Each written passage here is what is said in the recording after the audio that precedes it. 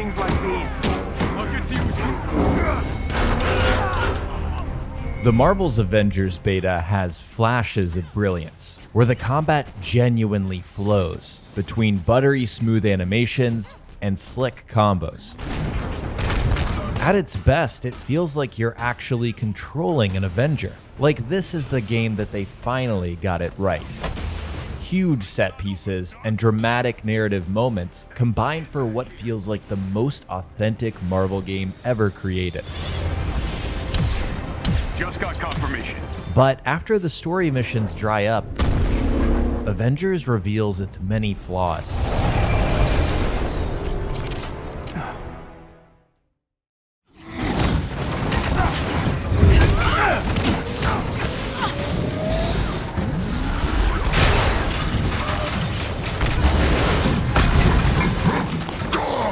Combat is absolute chaos. Explosions blowing up your screen, companions interrupting combos, frustrating parry and dodge systems. Gear management is sluggish and unnecessary. Figuring out what the hell all these terms mean. Synergizing for loadouts that barely impact gameplay. Spending skill points to unlock basic combat abilities. Downtime and load screens are abundant. You spend so much time prepping for missions and sitting in lobbies instead of actually playing the game. Marvel's Avengers does everything I don't like from the looter-shooter genre, to the point where I think it'd be much better if it wasn't chasing that trend.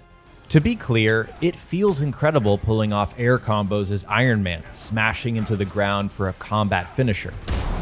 It's awesome seeing Ms. Marvel infiltrate a shield bunker to find Jarvis, or squaring off 1v1 with Abomination as Hulk. But after those first 2 hours, I spent the next 6 doing looter-shooter filler content that completely overshadowed what I was enjoying.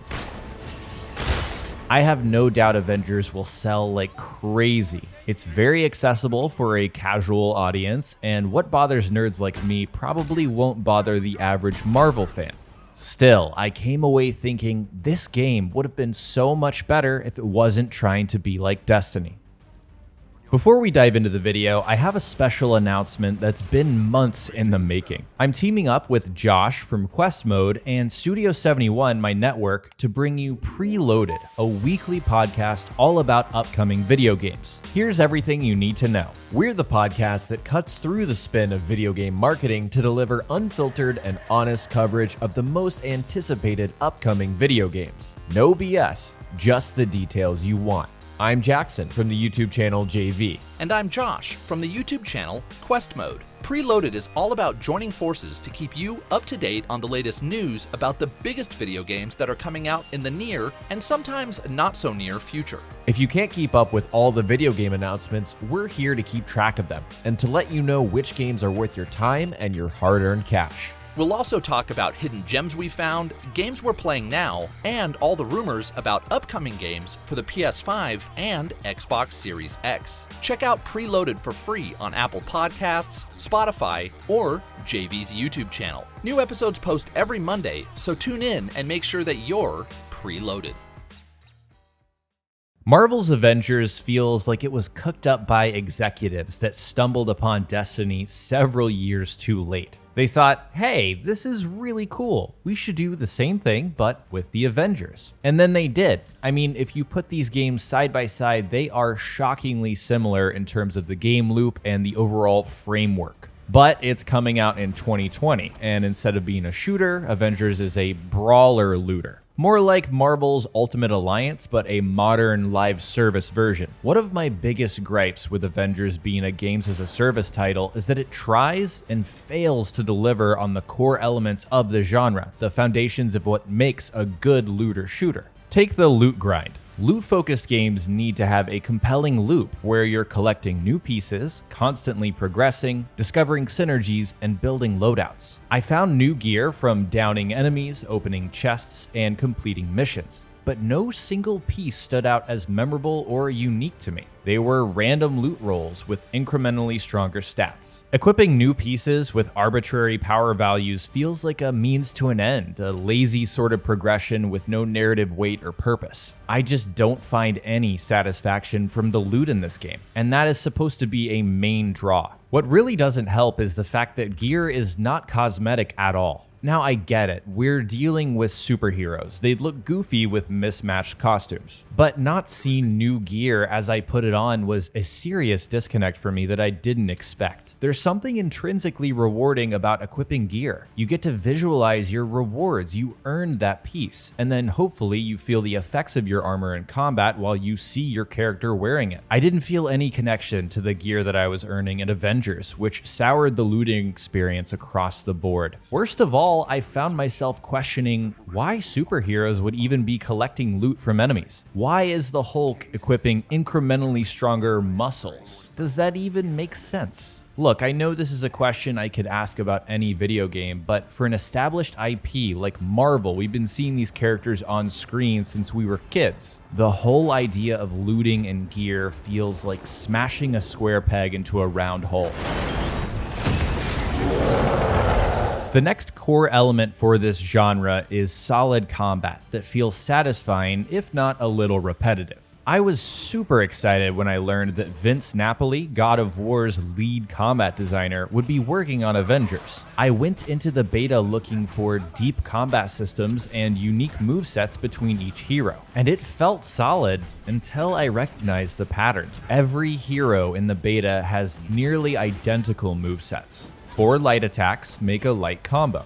2 or 3 heavies make a heavy combo. You have your sprinting attacks, your launch attacks, mid-air diving attacks. I felt like a superhero, but the sameness of each one blended together to the point that heroes didn't feel all that unique from one another. I was pressing the exact same button combos and seeing mostly the same results. After a while, it felt like I was playing one single superhero, but swapping outfits and animations instead of getting a unique experience from each of them. When I thought I found something unique, like Hulk's intrinsic rage ability, I realized it was mechanically similar to Ms. Marvel's polymorph. Iron Man's repulsor, laser, rocket gadget trio feels carbon copied from Black Widow's semi-automatic, automatic, and high-caliber pistol options. While I didn't get to play much of Thor or Captain America, I noticed that Mjolnir and Cap's shield feel exactly the same. I definitely expected Avengers to feel a little repetitive going in,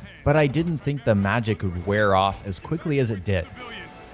It wouldn't be fair not to mention completely unique mechanics because there are some. Black Widow's line launcher lets you close the gap on enemies, which felt really fun and unique. Iron Man can fly around, but it's super slow and hard to shoot while in flight mode. Side note, Anthem's flight mechanics feel much more like you're controlling Iron Man than Iron Man does in this game. I've heard a lot of complaining that Hulk feels too slow, but to me he was easily the most unique feeling of the bunch. I want my Hulk to feel lumbering and powerful.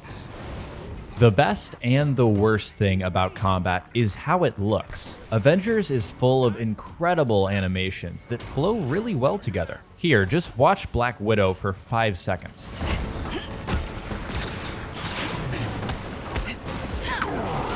Yeah, that's pretty damn cool. But most of the time, you can't pull this off. I'm sure that Vince Napoli is the reason there's a parry and dodge system in this game, but good luck if you can use it consistently. The prompt for blocking, parrying, and dodging is this tiny circle that appears on enemies just before they attack. It's pretty much impossible to notice these cues due to the sheer chaos of combat. In the Arkham games, Rocksteady put an indicator above the heads of enemies to give a proper heads up, like they're about to attack, you should do something about it. Insomniac used the lore-friendly Spidey sense in Spider-Man to signal an incoming attack.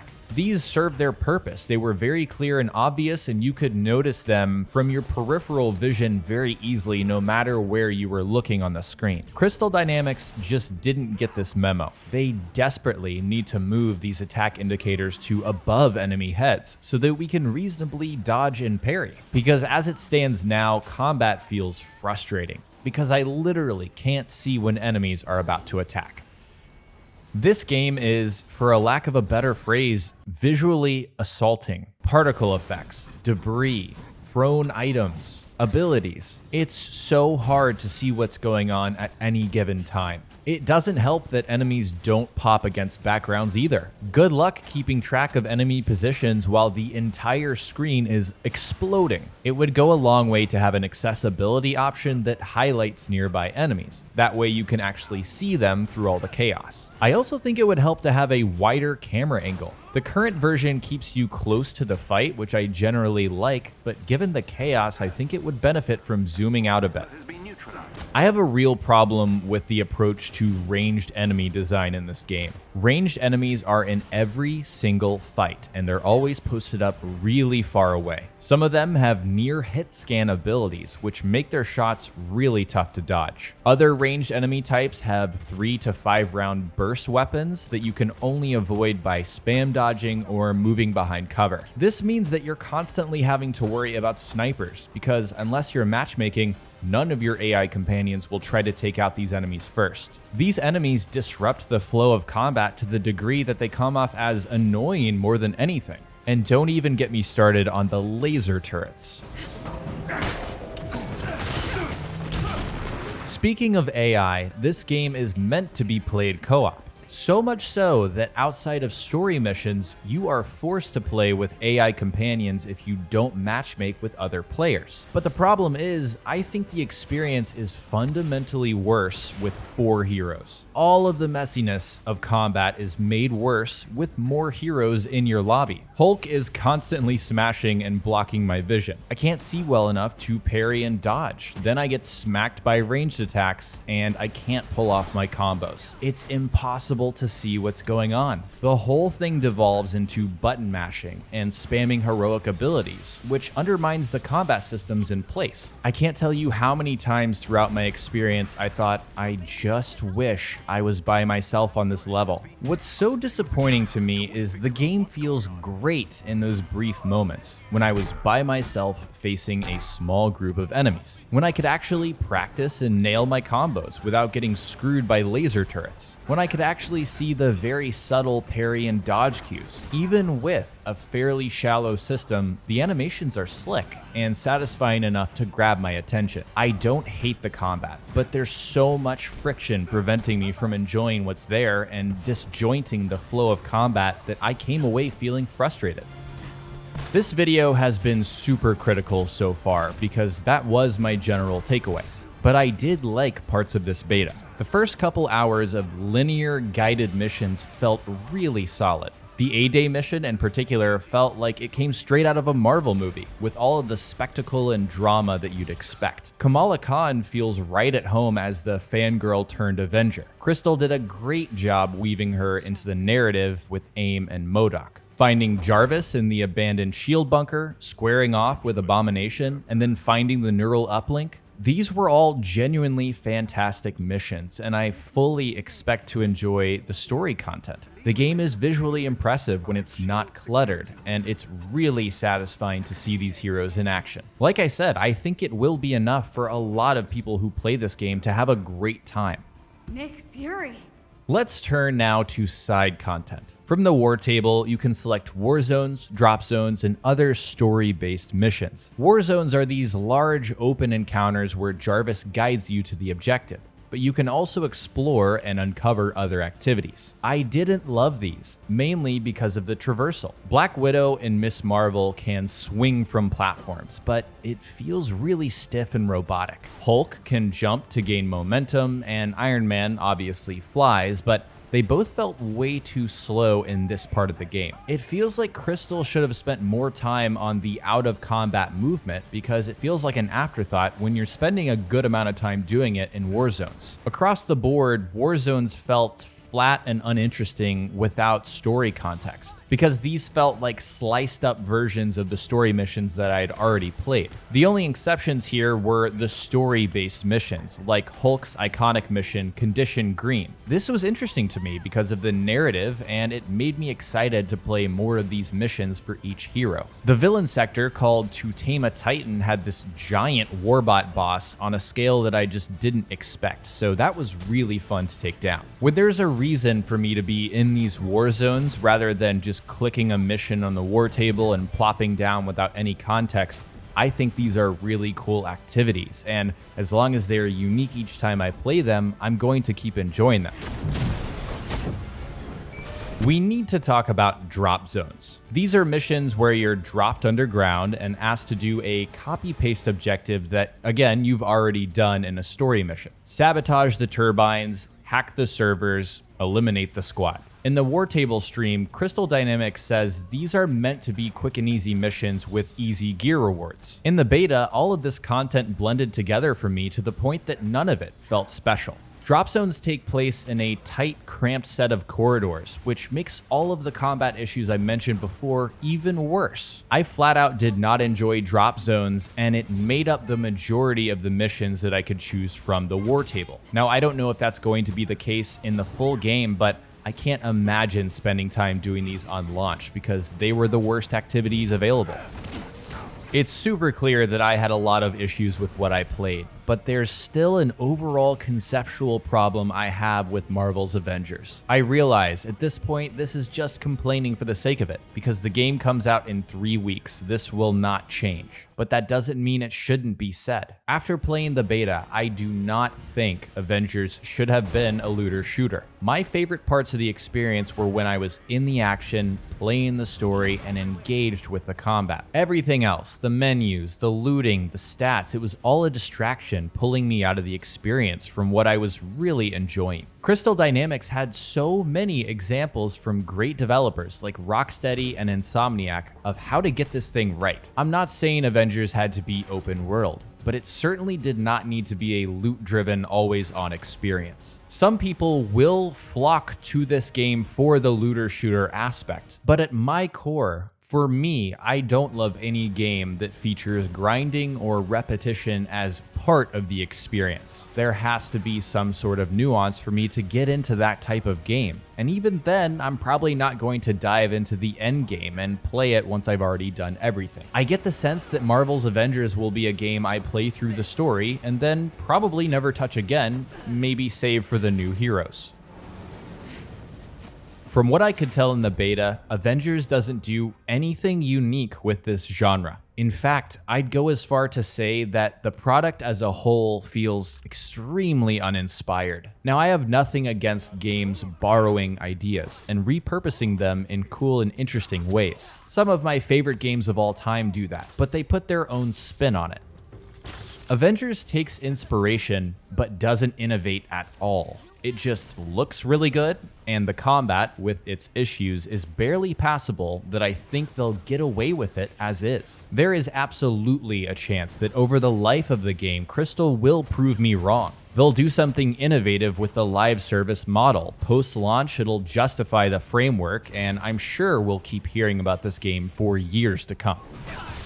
One more thing that bothers me is Square Enix's unabashed approach to MTX and console-exclusive heroes. It just plain sucks that Xbox and PC players won't be able to play as Spider-Man. There's no excuse. Nobody wins here except for Sony and Square Enix, who got a bag of money for this. There's more versions and more promotions of this game than platforms that Skyrim has been released on. No, not really, but it certainly feels like it. Something is just a bit slimy about this game, and I have no doubt it will rub some people the wrong way, enough to have them pass on it completely. I plan to spend more time playing Marvel's Avengers ahead of its September release date during the beta time. I applied for a review copy, but either way, I plan to share my thoughts post-launch if the full game changes how I feel. In any case, whether you agree with me or not, I hope you found my perspective valuable, and I hope I explained things as best as I could, because I do really want to like this game, but the beta just didn't quite land for me. Big thanks to my patrons, Bill, Grass, Casey, John, Kamal, Spyro, Tom, Jackie, and Level 42. If you didn't know, I have a Patreon where you can support me further in exchange for exclusive updates and behind-the-scenes content. Check out the link in the description for more information. Thank you so much for watching, and I'll talk to you next time.